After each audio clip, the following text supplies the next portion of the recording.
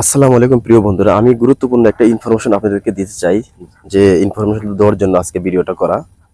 তো ঈদের সময় আমরা যারা বাড়িতে যাই, আমরা যারা শহরে চাকরি বাকরি করি, শহর থেকে বাড়িতে যাই, বাড়িতে যাওয়ার সময় অনেক সময় দেখা যায় যে আমরা রাস্তাঘাটে অনেক অ্যাক্সিডেন্ট হয়। এই ধরনের কোনো ছবি, রক্ত মাখা কোনো ছবি বা ভিডিও, এই ধরনের কোনো ভিডিও আমরা করব না কখনো আমাদের ফোনে, কখনো করব না, বা করলেও কখনো এই ধরনের ভিডিও আমরা আপলোড করব না। ঠিক আছে। আবার অনেক সময় দেখা যায় যে আমরা বাড়িতে চলে গেছি খুশির আনন্দে, আমাদের বাচ্চা টাচ্চারা যারা আছে তাদেরকে উলঙ্গ অবস্থায় আমরা কোলে করে নিয়ে অনেক সময় আদর যত্ন করি, কোলে কোলে নিয়ে অনেক সময় আদর করি, তাদের সাথে খেলাধুলা করি। ওই সময় দেখা যায় যে আমরা তাদের উলঙ্গ ভিডিও করতে পারি, অনেক সময় ছবি তুলতে পারি অনেক সময়। কিন্তু ছবি তুললে বা ভিডিও করলে ওই ধরনের ভিডিও আমরা কখনো ফেসবুকে আপলোড করব না। আবার দেখা যায় যে ঈদের সময় অনেকেই কুরবানি দেয়। কুরবানির সময় দেখা যায় যে একটা পশু কাটলে তার তো রক্ত বের হয়। সেই রক্ত মাখা কোনো ছবি আমরা তুলবো না বা ভিডিও করব না। যদি আবার অনেক সময় অনেকে করেও থাকে, অনেকের দোয়ার জন্য, দেখানোর জন্য করে থাকে। যদি ওই ধরনের কোনো কিছু করি আমরা, করলেও আমরা ওই ধরনের ভিডিওগুলো আমরা আমরা ফেসবুকে আপলোড করব না। আমরা যদি ওইটা ফেসবুকে আপলোড করে থাকি, তাহলে কিন্তু আমাদের আইডিটা প্রচণ্ড ক্ষতি হবে। আমার একটা আইডি নষ্ট হওয়ার জন্য ওই একটা ছবি যথেষ্ট, ওই একটা ভিডিওই যথেষ্ট। ঠিক আছে।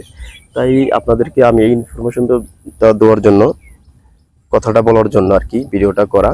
তো এই ধরনের কাজ আমরা কেউ না জেনে না বুঝে করব না। আমরা যদি কেউ জেনে থাকি তাহলে তো ভালো, আর যারা জানি না, বিষয়গুলো জানি না, সেই বিষয়গুলো আমরা অবশ্যই জেনে নেব যে কোন ধরনের ভিডিও দিলে আমাদের আইডির ক্ষতি হবে, বা আইডিটা নষ্ট হয়ে যেতে পারে, বা আইডিটা একদম বাদ হয়ে যেতে পারে, যার কারণে আমার বড় ধরনের একটা ক্ষতি হয়ে যেতে পারে।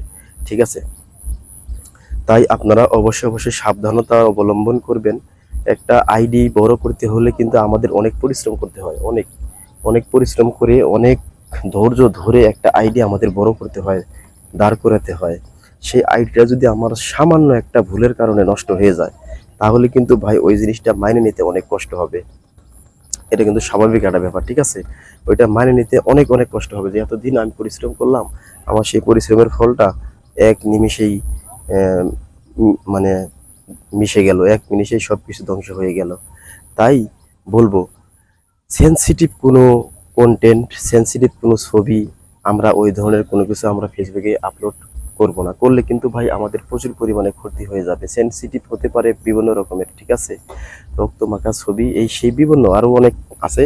যাই হোক, এই বিষয়গুলো আমরা অবশ্যই মেনে চলবো। আর আমরা সবসময় চেষ্টা করব আমাদের নিজের অরিজিনাল ভিডিও আপলোড করার জন্য। যেমন আমি